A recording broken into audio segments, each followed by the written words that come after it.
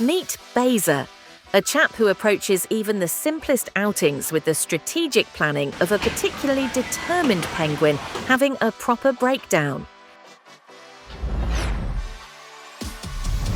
The ancient ritual of vehicular obsession. Did I lock the motor? A question that has haunted humanity since the invention of the door handle, but none quite so thoroughly as Beza. Because clearly, in the lawless wasteland of suburban Bangkok, car thieves are lurking behind every potted plant, aren't they? Beza ventures forth into the labyrinthine depths of the shopping centre, a modern colosseum where battles are fought over fountain pens and the ever-present threat of eye contact with shop assistants. Note the cautious gait. You'd think he was entering a jungle rather than somewhere with air conditioning and a Starbucks. Conducting what he clearly believes to be a discreet telephone conversation at roughly the volume of a football stadium announcement. Stealth level, absolutely none whatsoever. Subtlety level, jet engine at a library. Our fearless journalist desperately wants to film those lovely fountain pens, but he's absolutely terrified a shop assistant might commit the heinous crime of actually speaking to him. Observe our spy of stationery, lurking as though these writing implements are contraband weapons rather than overpriced pens. The camera remains firmly pointed at his shoes. Journalism at its absolute finest.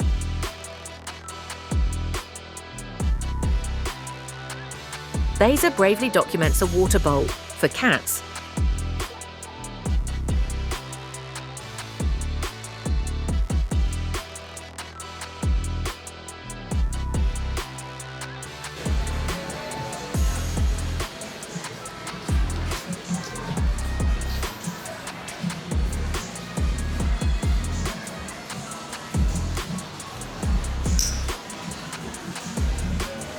Beza initiates Digital Fortress Protocol Level Maximum. Watch him perform the complex maneuver of relocating a telephone from pocket to bag, a process requiring the concentration of a bomb disposal expert and twice the paranoia. Deep within the camera bag it descends, where no villainous hand can reach, and more importantly, where even he can't bloody well find it.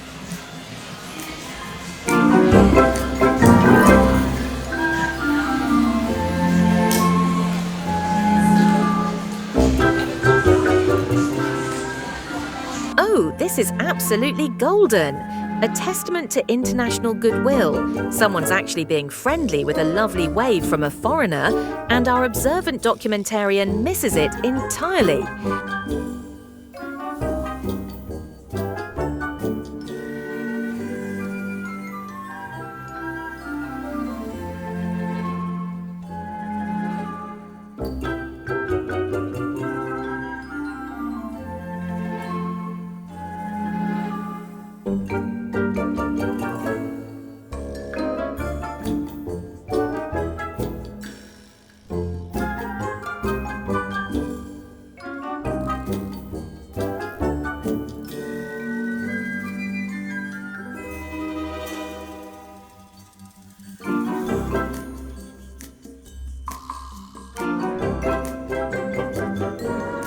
And we've reached the streets.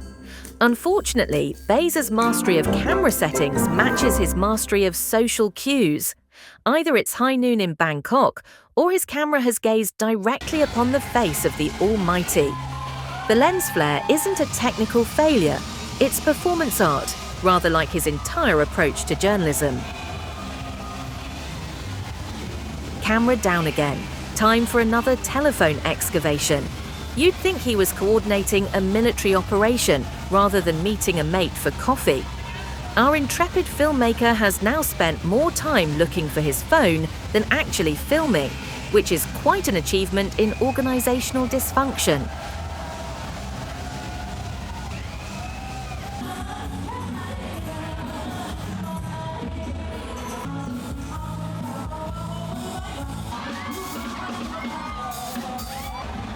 Ooh, a proper reporter. Watch our wannabe journalist attempt to follow the professional like an enthusiastic golden retriever chasing a Formula One car. He once launched a news agency that went precisely nowhere. And today, he struts with the unwavering confidence of a man who genuinely believes BBC stands for Beza Broadcasting Corporation. His press credentials remain refreshingly theoretical, but his enthusiasm could power a small village.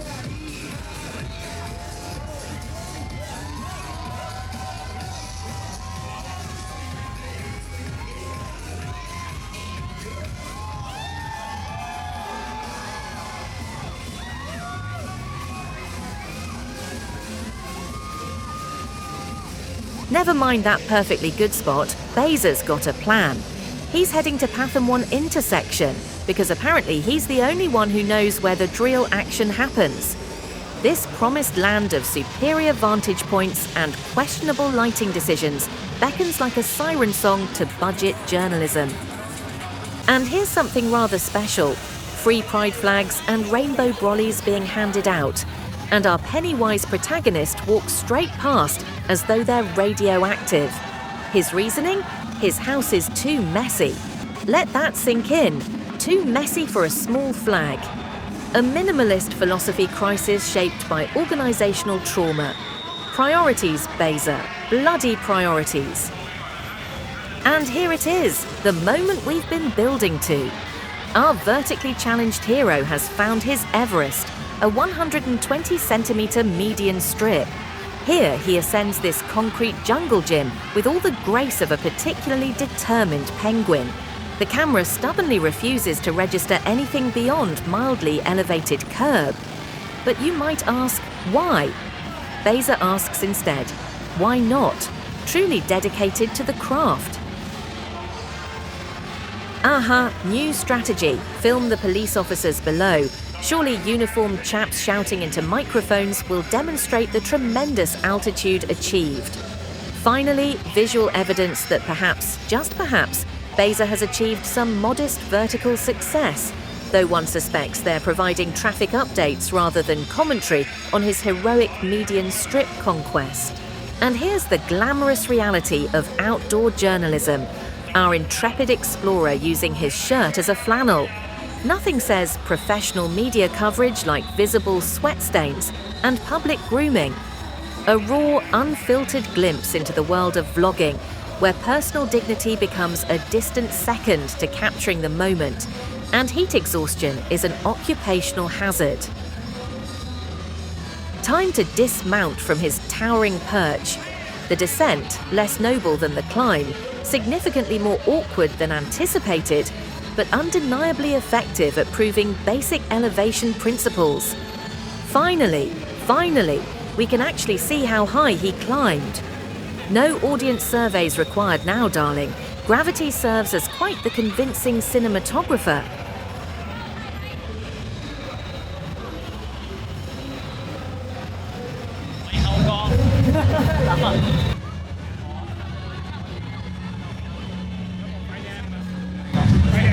หลังๆนี่เฟซบุ๊กเขาลดอัตราการมองเห็นป่ะใช่แล้วอะไรก็ตามที่เราเริ่มเขียนแล้วแบบมันมีเลขราคาเงินหรือว่าเป็นคำว่าบาทอ้าวโดนหมดสวัสดีครับ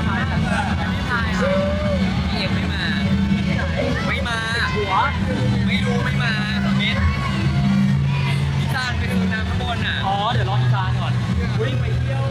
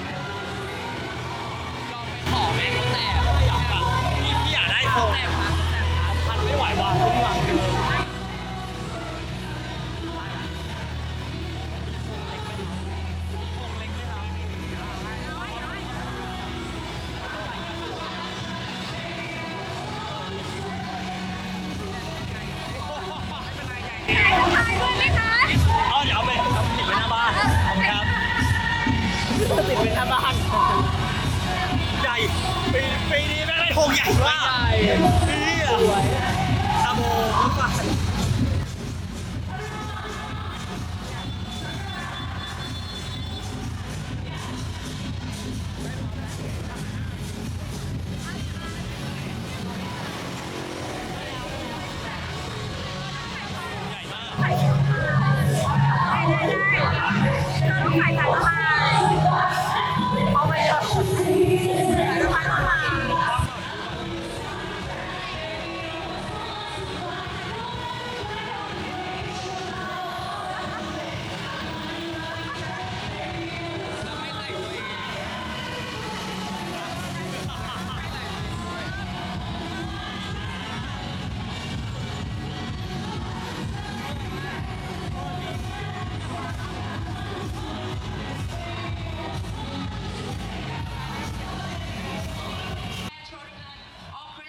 Well, well, well. Our heroes have positioned themselves with military precision directly in front of the speakers. The sound Bars is about to experience is roughly equivalent to standing inside a jet engine having an argument with a subwoofer. A genius move for capturing atmosphere, perhaps less so for preserving basic auditory function or the will to live.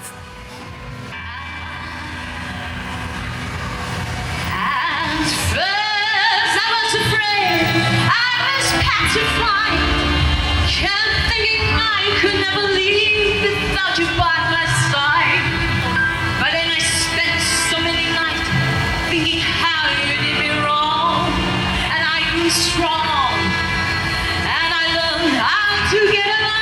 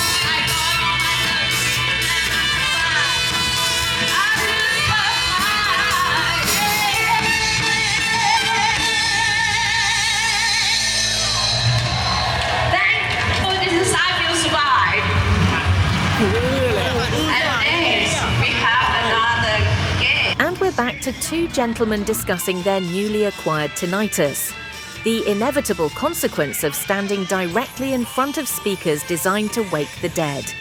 His ears ring, his soul weeps, yet somehow, through sheer British stubbornness and mild hearing damage, the camera continues rolling.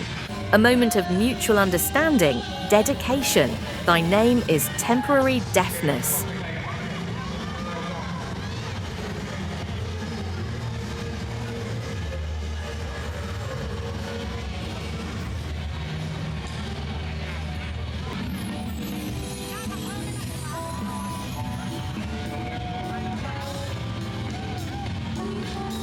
And here's something rather peculiar.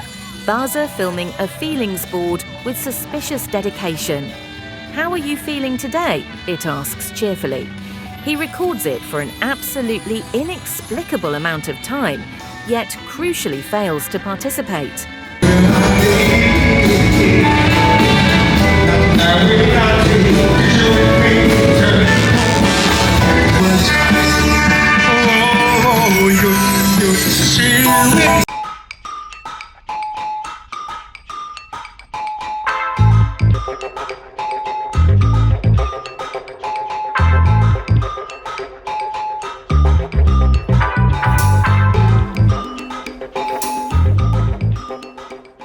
Lift time. Watch our weary explorer wait patiently for his vertical transport, a test of endurance and faith in basic building infrastructure. Will it ascend? Will it descend? Will it achieve basic functionality? In Baza's universe, even mundane mechanical operations become epic sagas worthy of their own documentary series. Oh, brilliant! A cruel twist worthy of Greek tragedy. The lift he's been courting has decided to commit mechanical treason and go down instead of up. Wrong direction, classic infrastructure betrayal. Look at that face, the pure bewilderment of a chap betrayed by basic physics and building engineering. But Baza is no fool. When one lift commits vertical treason, one simply seeks alternative transportation. Credit where it's due. Rather than waiting like a muppet for mechanical redemption, our hero adapts. Innovation through mild frustration, tactical flexibility in the great lift games. And here's the moment you've all been waiting for, the mirror shot. A truly momentous occasion worthy of its own documentary. For the first time, viewers get to see the humble wizard behind the curtain. Equipment strapped like a modern knight, armed with budget technology, boundless neuroses, and questionable decision-making skills. The magical machinery that powers the unhappy wanderer empire of organized chaos.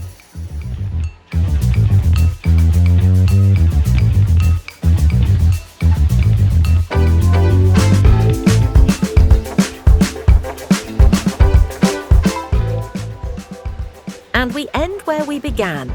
Baza placing his camera down and walking to his motor with all the satisfaction of a job attempted.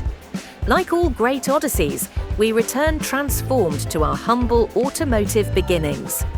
Of course, he'll have to come back and collect it, but we've diplomatically edited out that particular walk of shame, because some magic is best preserved through selective memory and editorial mercy. That's a wrap on another adventure with our beloved bumbling explorer. Until next time, this has been how not to document important cultural events whilst maintaining your dignity. Cheerio!